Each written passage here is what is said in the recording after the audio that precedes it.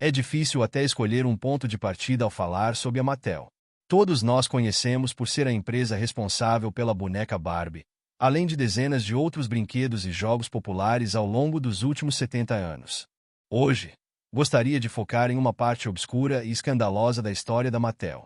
Acredite ou não, isso envolve os fundadores. Então, vamos voltar ao começo. Tenho quase certeza de que há muitas pessoas assistindo a isso com a ambição de fazer algo grande, talvez começar um negócio, mas que não tem um direcionamento claro. Você quer realizar algo significativo, mas não sabe exatamente o que é.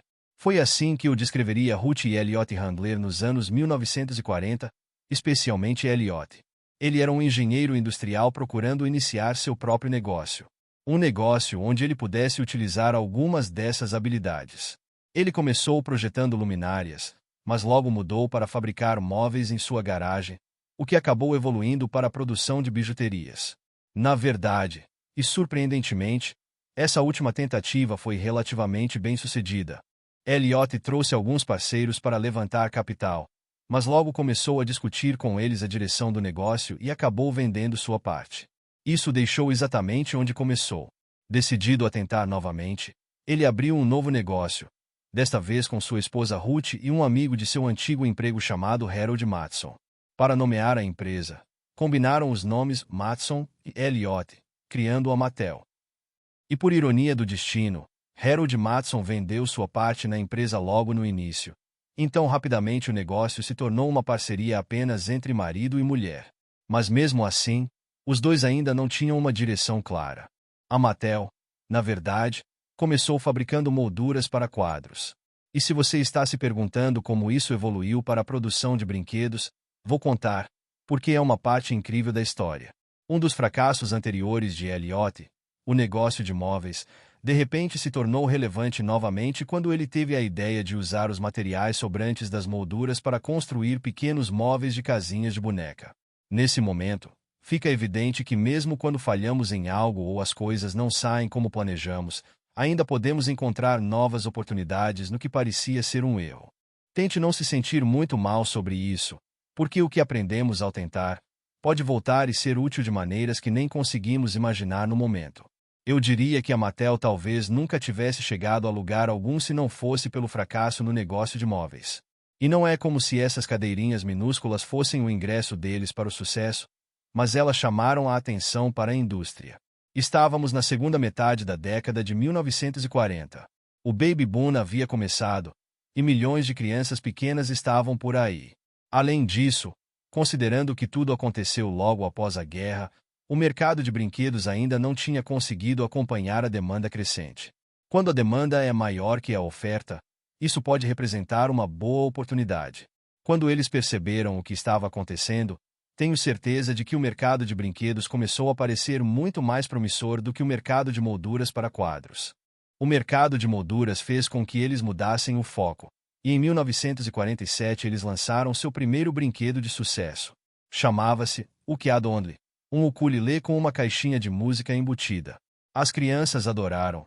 Ele vendeu muito bem e colocou a Mattel no mapa, estabelecendo-a como uma empresa de brinquedos.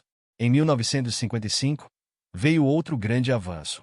A Disney estreou um novo programa de TV na ABC chamado The Mickey Mouse Club, e a Mattel assinou como um dos primeiros patrocinadores. Foi uma aposta arriscada.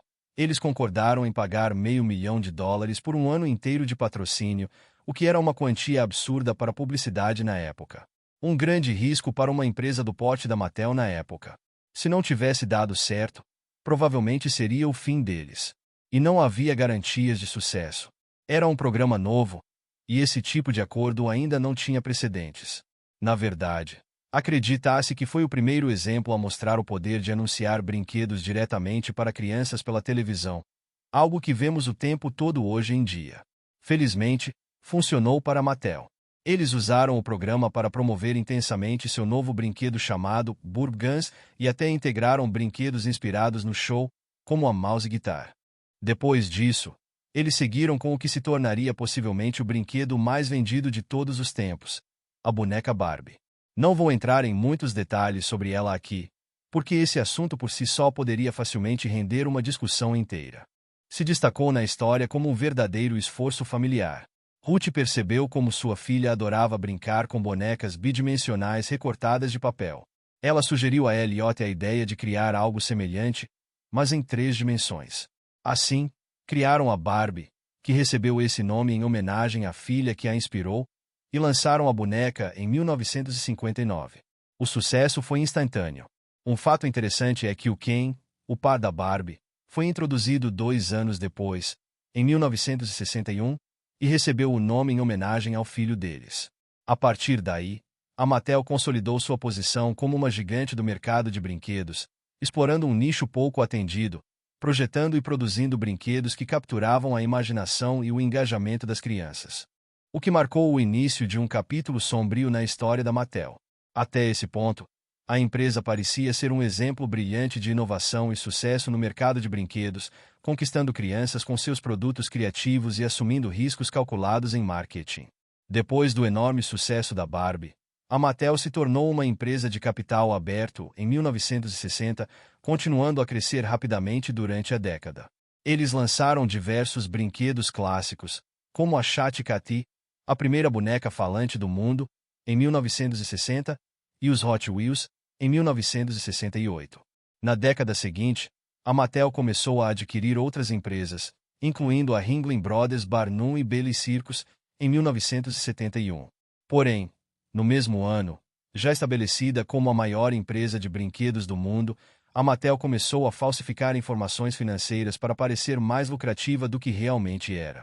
Essa prática acabou abalando a confiança do mercado e dos investidores, causando um grande escândalo que contrastava drasticamente com a imagem divertida e familiar pela qual a empresa era conhecida.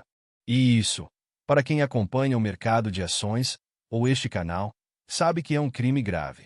Isso equivale a enganar todos os investidores, fazendo sua empresa parecer mais forte e lucrativa do que realmente é.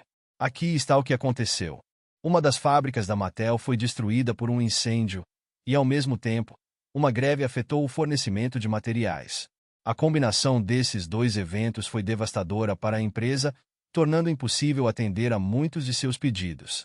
Os consumidores queriam suas bonecas Barbie e Hot Wheels, mas, nessas circunstâncias, a Mattel simplesmente não conseguia produzi-los. E foi aí que a fraude começou. Em vez de admitir a situação aos investidores, a Mattel mentiu, afirmando que havia cumprido todos os pedidos. Isso gerou relatórios financeiros falsos que mascaravam a gravidade dos problemas enfrentados pela empresa, enganando os acionistas sobre o verdadeiro estado das operações. A Mattel começou a relatar pedidos de compra não atendidos como vendas, o que não tem desculpa.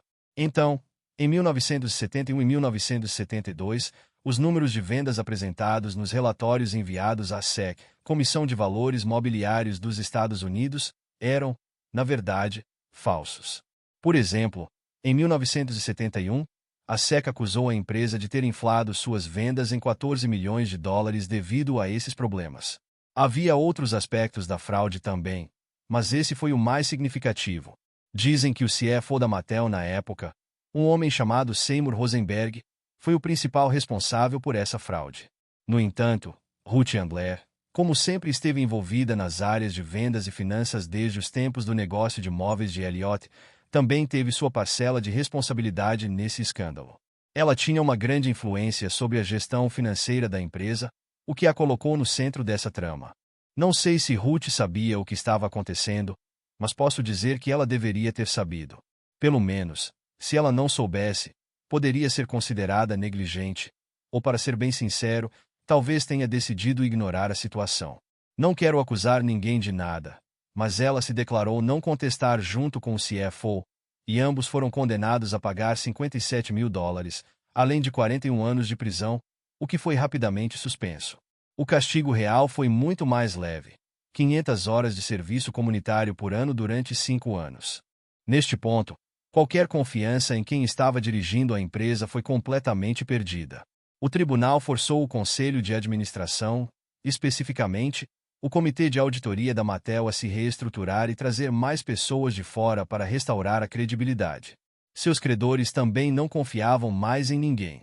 Eles pressionaram Ruth e Elliott a se demitirem, e assim eles fizeram.